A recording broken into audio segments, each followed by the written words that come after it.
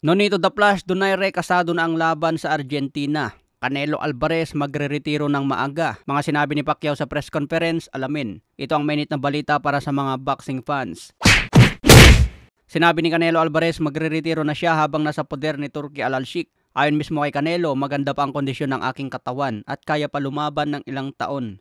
Wala akong kailangan gawin para sa pera o para sa legacy. Sinabi ko noon na magre-retiro ako sa edad na 37 at siguradong tutuparin ko yon. Ayan mga tol, 3 taon na lang palang itatagal ni Canelo Alvarez dahil ngayon may edad na siya na 34.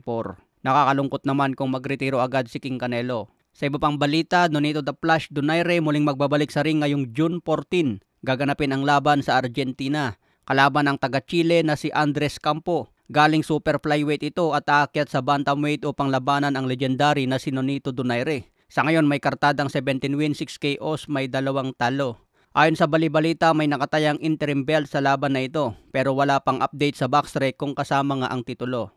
Ito ang muling pagbabalik ni Nonito Donaire matapos matalo noong 2023 kontra Alexandro Santiago.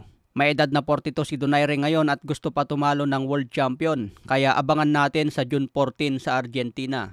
Sa iba pang balita, ito naman ang buong sinabi ni Manny Pacquiao sa unang press conference kontra Barrios. Nangyari kanina ang unang pagharap at marami silang sinagot sa tanong ng media. Sinabi ni Pacman, nandito na ako dati laban sa malalaki at world champion. Dagdag pa ni Pacman, palagi kong inaalagaan ang katawan ko. Pero nang seryoso na akong mag-ensayo ulit, napagtanto kong nandito pa rin ang passion at kakayan ko. Maganda ang lahat ng resulta ng aking medicals. Maganda ang pakiramdam ko at handang-handa na akong bumalik sa ring. Alam ko si Barrios ay bata pa, isang world champion, at handa rin ibigay ang lahat para talunin ako. Yan naman ang gusto ko at hinahanap kong kalaban. Yung siguradong magbibigay din ng magandang performance para mag-enjoy ang mga fans. Ngayong July 19, hindi magsisisi ang mga fans sa ipapakita naming laban. Lagi akong underdog sa laban kaya hindi na ito bago sa akin. Mas magbibigay pa sa akin ito ng more motivation. Ang masasabi ko lang ngayon, may sorpresa ako sa mga fans. Lagi akong nagbibigay ng surprise dahil sa laban na ito, marami ang duda kung kaya ko pa lumaban sa edad na 46. Nagbigay din ng payag si Manny Pacquiao laban kay Floyd Mayweather Jr. Wika ni Pacman, sa ngayon hindi ko ma-call out si Mayweather dahil retirado na sa boxing. Pero kung gusto pa niya bumalik, nakahanda akong labanan siya dahil nagbalik na ako sa ring.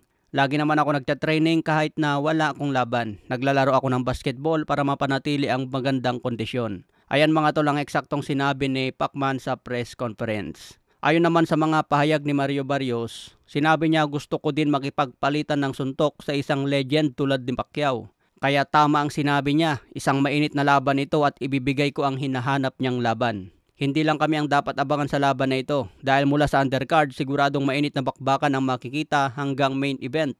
Mula kay Pitbull Isaac Cruz kontra Angel Fierro rematch, Brandon Figueroa versus Gonzalez, Tim Tszyu versus Sebastian Fundora rematch. May laban din dyan si Mark Magnifico Magsayo.